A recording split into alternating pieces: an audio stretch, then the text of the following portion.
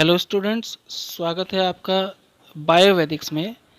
और आप जानते हैं कि हम यहाँ पर चला रहे हैं 90 टॉपिक 90 डेज़ की एक सीरीज़ नीट एग्ज़ाम के लिए।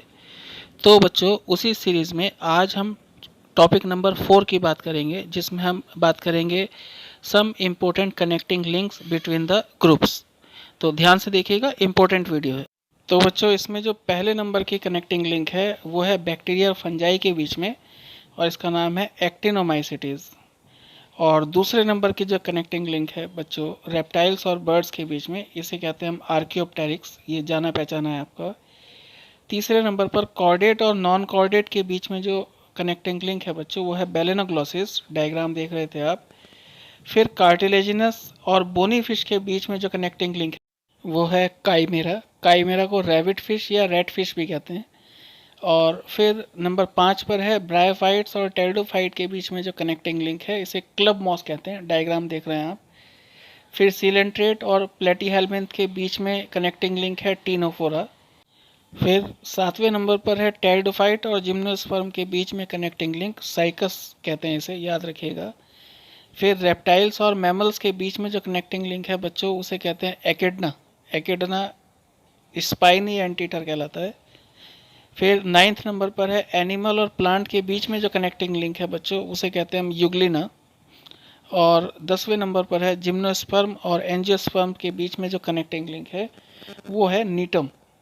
तो बच्चों, आगे बढ़ते हैं पॉइंट नंबर 11 की तरफ। और इसमें प्रोटिस्टा और ब्रायोफाइटा के बीच में जो कनेक्टिंग लिंक है बच्चों उसे कहते हैं हॉर्नवर्ड्स। डायग्राम आप देख रहे हैं।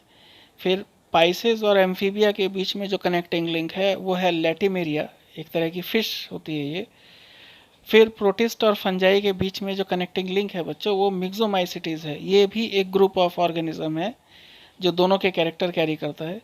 फिर एनिलिड और मोलस्का के बीच में जो कनेक्टिंग लिंक है वो है न्यूप्लिना। तो ध्यान रखिएगा, इम्पोर्टेंट है। और फिर रेप्टाइल्स और मैमल्स के बीच में जो कनेक्टिंग लिंक है बच्चों वो है ऑर्निथोराइनकस। इसे डक बिल्ड प्लेटिपस भी कहते हैं, ध्यान रखिएगा। फिर 16 नंबर पर है एनिलिड और ऑर्थ्रोपोडा के बीच में कनेक्टिंग लिंक पेरिपेटस, वॉकिंग वॉर्म भी कहते हैं इसे। फिर प्रोटोजोआ और पोरीफेरा के बीच में जो कनेक्टिंग लिंक है वो है प्रोटेरो स्पोंजिया, इंपॉर्टेंट है, याद रखिएगा। फिर बोनीफिश और एम्फीबिया के बीच में जो कनेक्टिंग लिंक है वो प्रोटेरोपस है, जिसे लंग फिश भी कहते हैं। डायग्राम आप देख रहे थे।